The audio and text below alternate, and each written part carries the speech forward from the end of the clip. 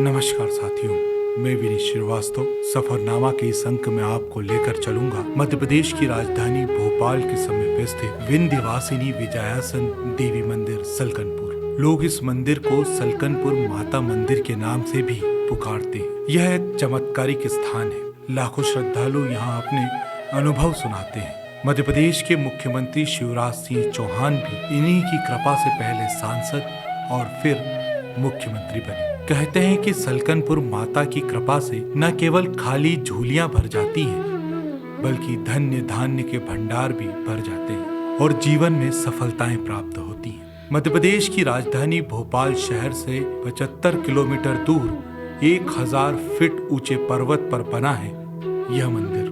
जी हाँ दोस्तों, आज हम बात कर रहे हैं सीहोर जिले में स्थित विंध्याचल की हसीन वादियों में बने देवी धाम सलकनपुर की। सलकनपुर जहाँ चारों ओर मनोहारी पर्वत श्रृंखलाएं हैं, जिनमें से एक पर्वत पर मां विंध्यवासिनी विजयासन देवी का भव्य मंदिर बना हुआ है। हरियाली से भरे 80 फीट ऊंचे पर्वत पर अलौकिक सौंदर्य के बीच बने इस मंदिर में भक्त अपने मन की मुरादें पूरी करते हैं। सलकनपुर मंदिर में जहां शारदीय और चैत्रीय नवरात्रि में मां की चौखट पर भक्तों की अपार भीड़ देखने को मिलती है, वहीं आम दिनों में भी मां के दर्शन के लिए भक्तों की भीड़ कम नहीं होती। मां विजयासन देवी की प्रतिमा स्वयंभू है। यह प्रतिमा मां पार्वती की है, जो वात्सल्य भाव में भगवान गणेश को लेकर बैठी हुई है। इस मंदिर में महालक्ष्मी, महासरस्वती और भगवान भैरव की भी प्रतिमा स्थापित है। इसके आसपास स्थित खूबसूरत पहाड़ और जंगल इस धाम को और भी मनमोहक बना देते हैं। यहाँ की हरियाली इस मंदिर के आकर्षण में 4 चांद लगा देती है। शुरू से ही लोगों के मन में मां विजयासन धाम की उत्पत्ति एवं मंदिर निर्माण को लेकर जिज्ञासा रही है, लेकिन अभी तक इसके कोई भी ठोस साक्ष्य या प्रमाण नहीं मिल पाए हैं। कुछ पंडितों का कहना है कि यहाँ मां का आसन गिरने से यह विजयासन धाम बना, लेकिन विजय शब्द का योग कैसे हुआ, इसका सटीक उत्तर उन्हें भी नहीं ज्ञात है। श्रीमद् भागवत कथा के अनुसार जब रक्त बीज नामक दैत्य से त्रस्त होकर देवता देवी की शरण में पहुँचे, तो देवी ने विकराल रूप धारण कर लिया और इस स्थान पर रक्त बीज का संहार कर उस पर विजय पाई। माँ भगवती की इस विजय पर देवताओं ने जो आसन दिया, वही विजयासन धाम के नाम से विख्यात हुआ। माँ का यह रूप विजयासन देवी कहलाया।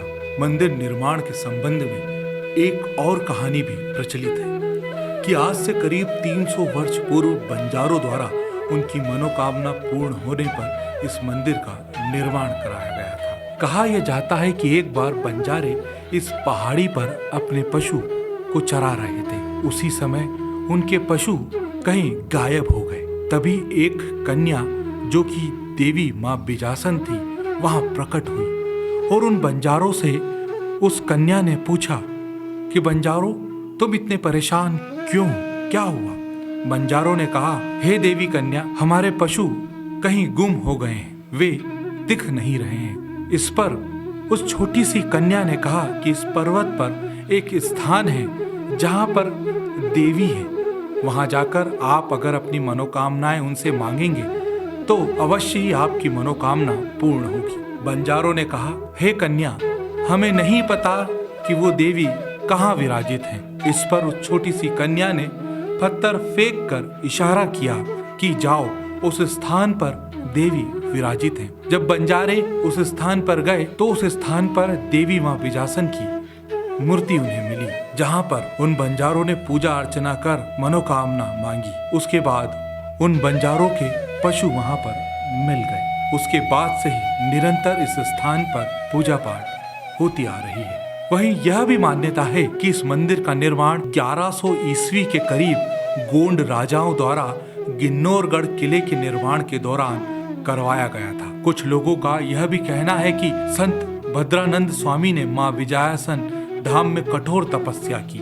उन्होंने नल योगिनियों की स्थापना कर क्षेत्र को सिद्ध शक्तिपीठ बनाया था। विजयासन देवी को कई लोग कुल देवी के रूप में भी पूजते हैं। माता कन्याओं को मनचाहे जीवन साथी का आशीर्वाद देती है, वहीं भक्तों की सूनी गोद भी भरती है। भक्तों की ही श्रद्धा है कि इस देवी धाम का महत्व किसी शक्तिपीठ से कम नहीं है। मंदिरों के महंतों के मुताबिक 400 साल पुराने इस मंदिर में स्थापित देवी की मूर्ति सैकड़ों वर्ष प्राचीन है। मंदिर के गर्भगृह में लगभग 400 साल से 2 अखंड ज्योति प्रज्वलित है, एक नारियल के तेल में और दूसरी घी से जलाई जाती है। इन अखंड ज्योतियों को साक्षात देवी रूप में पूजा जाता है। स्वामी भद्रानंद ने इस मंदिर परिसर में तपस्या कर 64 योगिनियों के लिए एक स्थान स्थापित किया तथा मंदिर के समीप ही एक धूने की भी स्थापना की और इस स्थान को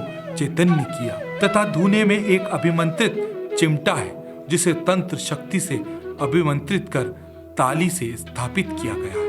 आज भी इस धूने की भभूत को ही मुख्य प्रसाद के रूप में भक्त गणों को वितरित किया जाता है। मंदिर के बाहर खोखरी माता की प्राचीनतम प्रतिमा है जिनके दिव्य दर्शन करने पर भक्त अपनी कठिन से कठिन खांसी के रोग से मुक्ति पा जाते हैं। धरातल से मंदिर की दूरी 3500 फुट तथा ऊंचाई 800 फुट है। मां विजयासन के मंदिर पहुंचने के लिए भक्तों को 1451 सीढ़ियों का रास्ता पार करना पड़ता है, जबकि इस पहाड़ी पर जाने के लिए कुछ वर्षों में सड़क मार्ग भी बना दिया गया है। यहाँ पर 2 पहिया और 4 पहिया वाहनों से भी पहुंचा जा सकता है। यह रास्ता करीब 4.5 किलोमीटर लंबा है। इसके अलावा दर्शनार्थियों के लिए रोपवे भी शुरू हो गया है। मां विजयासन के दरबार में दर्शनार्थियों की कोई पुकार कभी खाली नहीं जाती। बड़े से बड़ा मंत्री हो या एक गरीब इंसान, मां सब पर कृपा बरसाती है। भक्तों के बढ़ते कदम जैसे ही इस धाम की परिधि पर पहुंचते हैं, पूरा शरीर मानो मां विजयासन की शक्ति से भर जाता है। ऐसी है मां विजयासन देवी की महिमा। एक बार आप भी जरूर इस मंदिर के दर्शन को आएं और मां विजयासन देवी का आशीर्वाद प्राप्त करें। तो दोस्तों, आज के अंक में बस इतना ही। सफरनामा के अगले अंक में फिर ले चलेंगे आपको एक नए रोचक सफर की ओर। आपको यह अंक कैसा लगा मुझे जरूर बताएं। आप मुझे ईमेल कर सकते हैं। मेरा ईमेल आईडी है safarnamavineet@gmail.com। आप मुझे फेसबुक पर भी अपने कमेंट्स लिख सकते हैं। फिलहाल अलविदा साथियों।